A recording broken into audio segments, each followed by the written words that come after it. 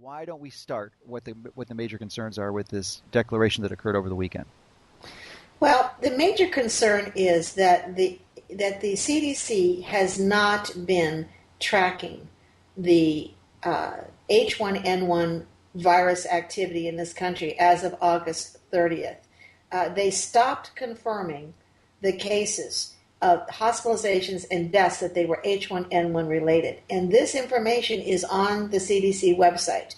And I think that most journalists, most of the American people, when they see certainly the President of the United States talking about the fact that we continue to be operating under a national public health emergency, that there is widespread H1N1 swine flu out there and people are dying, they believe that is to be true.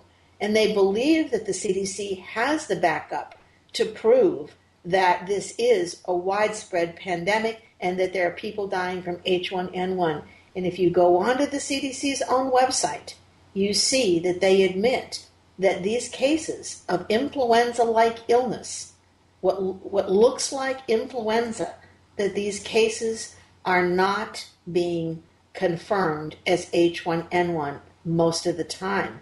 And I think it's shocking, really, that we have been that there has been the amount of money that's been committed to this campaign, and that they're not being totally honest with the American people about what they know, because they're not looking. If you don't look, you won't find, and you won't have to be responsible for the truth.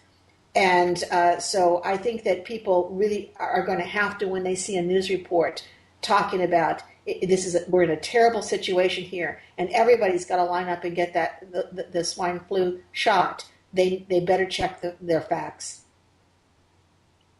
That's absolutely the case. The concern here is that there was a fear that was being generated by President Obama's announcement that 1,000 people died. But the central question is, have 1,000 people died from H1N1? It does not appear to be the case. There are no substantiation or any support for factual data on the CDC's own website. In fact, we have quite evidence to the contrary.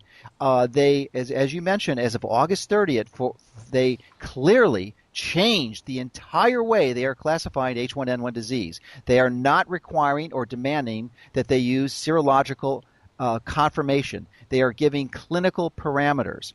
And based on the CBS investigation that took 3 months that we just released on our last issue, if you haven't seen that, I encourage you to do that. It's really groundbreaking information that was completely ignored by the rest of the media.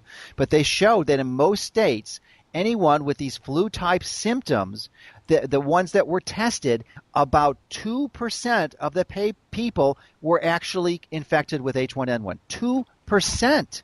98% either had the flu, or more likely 80% of them had another flu-like illness, either the cold or something like that, that was replicating the condition or resembling the condition. So it's just again, on the CDC site, they have a table that shows there were 414 deaths that occurred from influenza, not H1N1. They were very clear about that, from influenza, and there's a double asterisk. And if you read the double asterisk, these are deaths that occurred from August 30th to October 17th.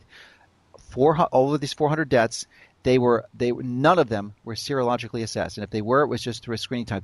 They were not screened for H1N1. That's right. The exact wording is, laboratory confirmation includes any positive influenza test, whether or not typing was done. Therefore, those were influenza. There was influenza confirmed, but not H1N1 particularly confirmed. And, that makes a huge difference. There's nowhere on the CDC website that lists the number 1,000 that was referred to by President Obama. This is very confusing for people who go in and try to confirm this information that was released with great fanfare on Saturday. When you look at the hospitalizations that they list, they have two categories, influenza and pneumonia syndrome.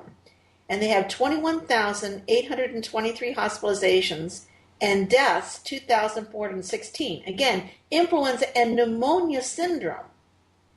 And it says that reports can be based on syndromic admission or discharge data or a combination of data elements that could include lab confirmed and influenza-like illness hospitalizations. Well, influenza-like illness, it does not have to be influenza, type A or type B influenza.